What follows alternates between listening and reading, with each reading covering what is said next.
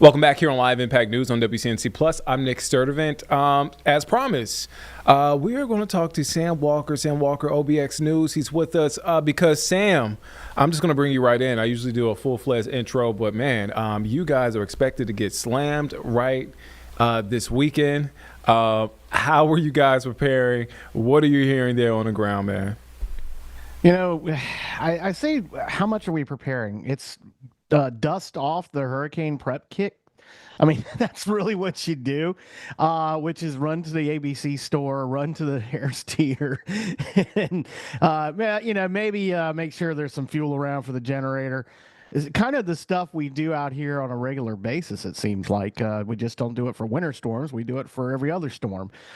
So that's really what's going on right now. DOT's done its job; they've already got the roads pretty coated in the brine. So everything else, just do that and then go right back to work and finish out the work week. Sounds simple enough, Sam. Yeah. I guess, how does this compare to, and I know different seasons, but I think immediately a Chantal, Hurricane Aaron. How does this compare? Again, I know we're talking about different seasons, different types of storms, but I've gotten this question: how does this compare? You know, it compares a lot, really, because of the wind impacts that this system looks like it's going to bring. And this is kind of typical for us, the nor'easters. I mean, that's what we're looking at as a coastal storm, which is strong winds off the ocean or strong northerly winds. Most of the time, they don't have a lot of precipitation with them, and the temperatures are in the 40s, and maybe the inland areas, kind of like last weekend, where gets all the wintry precipitation. This time, this one's kind of targeting us. So, in terms of the winter impacts first, this is starting to compare to a couple of historic storms. I honestly.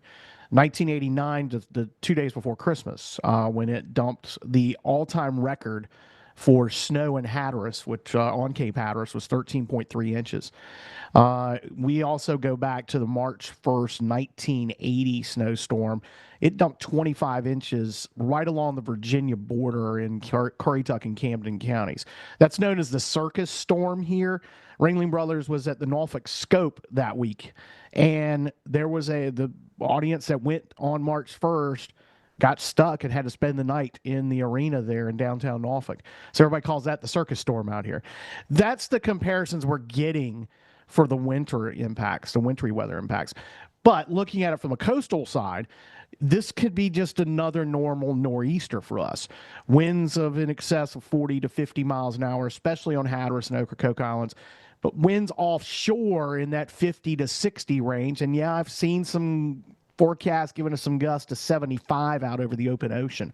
That's going to create some problems along areas that have really taken a pounding over the last few years, and especially back in the late summer and early fall, as you mentioned, Chantal, Aaron, then the back-to-backers with the waves. But we also had back then, we had a whole series of extended northeast blows where winds were at 20 to 40 miles an hour, really from the beginning of August right on through until about the second week of October on almost a regular basis.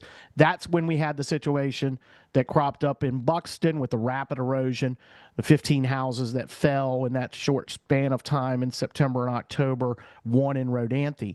Since then, it's been quiet, kind of too quiet. We've been fortunate enough to have a blocking pattern in the open North Atlantic, way up north. It's kind of prevented us from getting these coastal storms and these extended, long, hard wind blows. So we're a little concerned about it. Now, one thing that has happened, we've seen a little bit of sand build back up into the tidal zone on the beaches a little bit in places like Rodanthe, around the Rodanthe Pier, which is a real hot spot, and then right along that area, Buxton.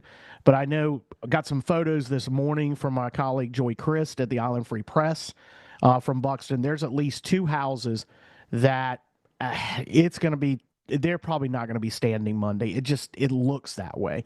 So, and then we talk about Highway 12 and the coastal impacts that can happen there. Yes, there's a lot to this out here. The Highway 12 section south of Oregon Inlet on Hatteras Island and Ocracoke Island, we've got several hot spots there.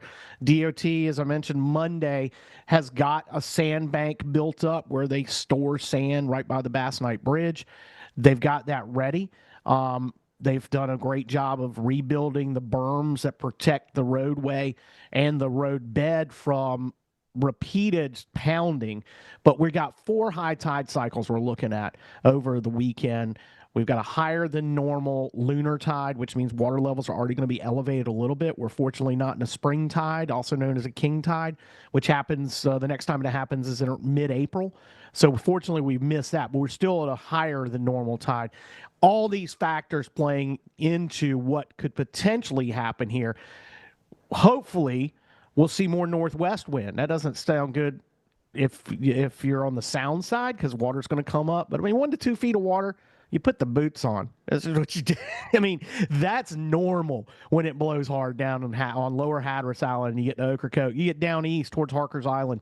I always like to say it with the accent. Harker's Island and down east in Corrigan County. Those areas may be dealing with some things.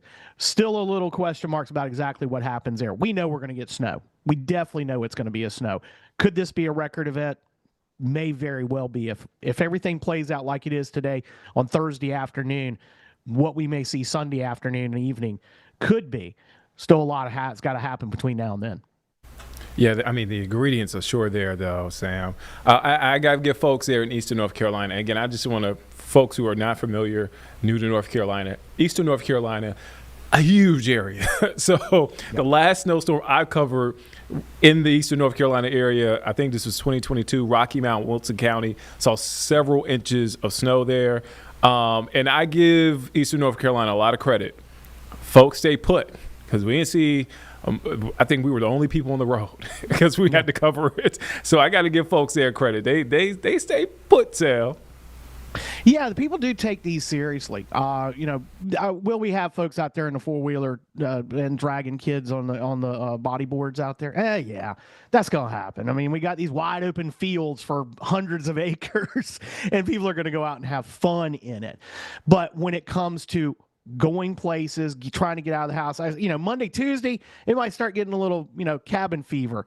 But the weekend, thankfully, this is coming on a weekend. So we don't have people having to make that commute in Hampton Roads, Virginia, where the naval bases are, because so many people live here and commute there on a daily basis. They won't have to deal with that. We're not in the middle of a tourism season. Even though we had a couple of events, we've got a lot more shoulder season and off-season events that happen now. They're getting postponed or canceled because people do like to come now to the Outer Banks year-round. We're not shut everything down Labor Day. We're a year-round destination now. So there's that impacts. But you're right. Most part, when we get snow, people just take advantage of it and stay home unless they have to absolutely go. My wife's a pharmacist. She's got to go to work. I mean, unfortunately, sometimes they make her go. That happens. But for the most part, you're right. People are staying home. I know you talk about Rocky Mount and Wilson. Of course, we know 95. If this is, 95 is going to be an issue. And, of course, it's America's Main Street. And people are trying to get to Florida and back from Florida and elsewhere. That's going to be a problem if we get the snow amounts that we're looking at inland along the I-95 corridor, as opposed to what we're dealing with out here, because the traffic's down. That's a good thing. But still, people do like to stay home when we get snow. Yeah, just be safe out there if you're hitting the roads, if you're on 95, depending on how the storm blows. Sam, you stay safe, my friend. I am going to try to stay inside and get as much video from people that want to have the guts to go out to Jockey's Ridge or Wright Memorial or stand on the beach and get it. But I got a feeling I'm probably going to be out in the middle of this stuff at some point because, hey, we want to tell the story, right? I mean, we want to give everybody the story. So they stay inside. Yeah. We do be the silly ones and go out there and, chase down the Jim Cantoris of the world. That's the nature of the job, my friend. Again, stay safe. Thank you, as always, for your insight, perspective. We'll talk to you soon. Sounds good, Nick. Thanks.